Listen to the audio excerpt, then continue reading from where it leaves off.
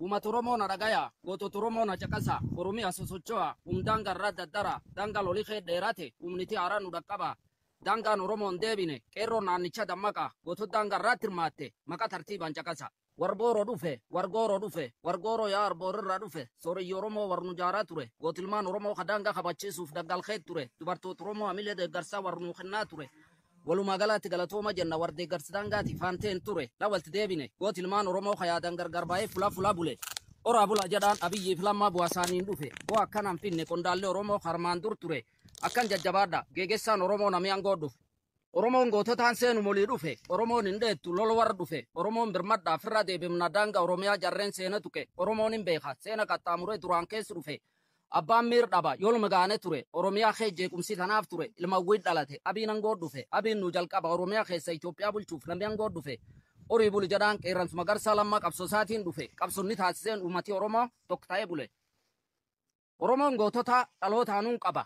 Ilmi gootii dhale, goot ta'uu qaba. Gootii ilmaan Oromoo kalashi gurradha, hotta daangaa gala, daangaan gaaf cabe, dhiiraatiin gala, manaatti nafina.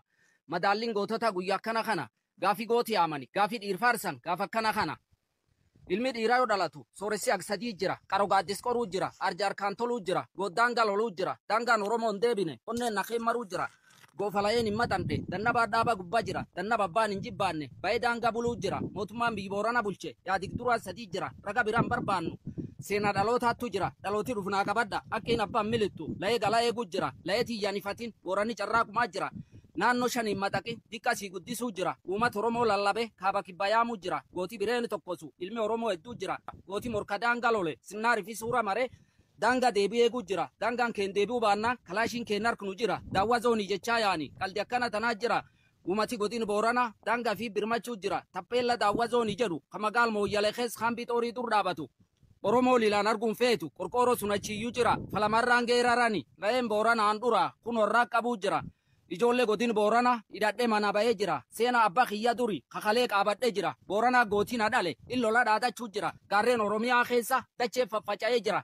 Gar godin Booranaatti faca'a, diini daangaa dabree jira. Uummati godin Boorana gam daangaa bulaan jira, gaafii daangaa laallattu, guddisee kaasuu jira, tulaan Oromoo sagali, godin Boorana kee jira. Ha Boorana qofaaniti, Oromoo guutuu waliin jira, tulaan baqassaa kunini, godin Boorana malee jira, warri Boorana malee, tulaa nami qotin jira. Seena yeroo dheeraa keessa gabra Booranaa waliin jira, Soomalee daangaa isaanii dabre, la'ee falmi gubbaa jira.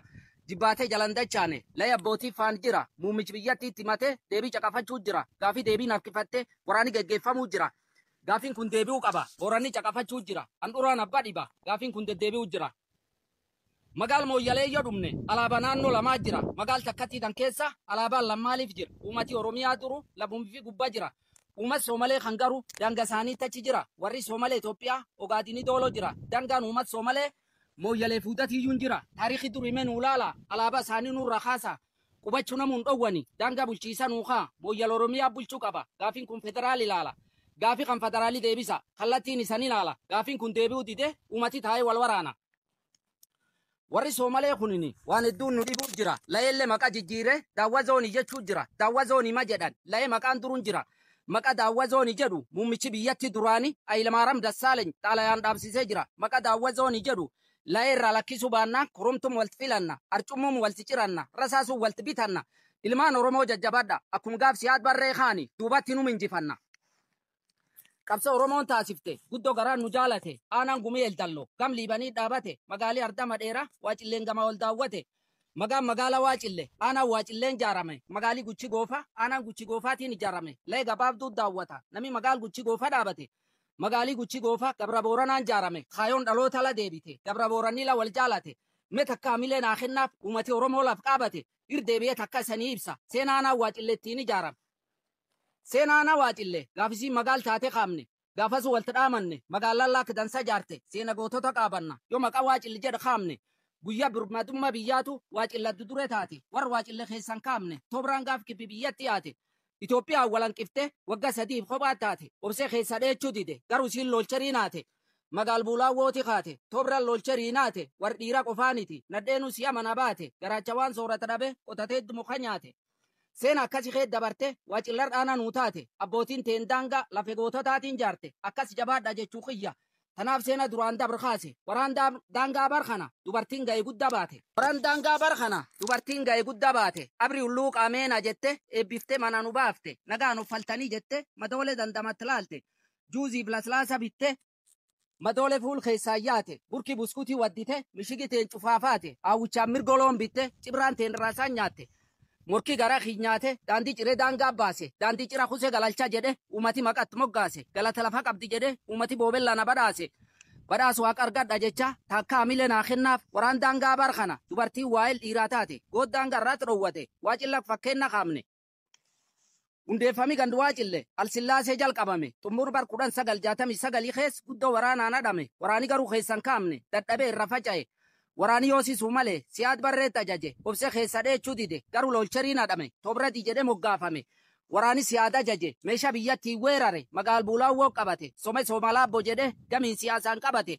warri waa cilleen sobamne siya waraan qarate seena guddaa sun qabate warri waa cillee dhalate gudduun duubatti hin deebi'u nami seena kan qabate yoomiyyuu waa cillin dagatu nami seena kan caqase waraan toobra jedhan kana dargiin milisha leenjise waraan ulfaataan adhame kibbi biyyattii gallakkise garbii soomaleetti baqate shalaqa jaataniifa aab godaana tuniifa mataloqa dabbasafaa gaafas warri ga'ee guddaa taphate hardhaallee warri sunuma ammiskillili jedhe maqa calla qayyarate ilmaan oromoo jajjabaadha akaawwiin lam dhirduran gubattede shalaqa jaatanii ali gootii oromoo dhalate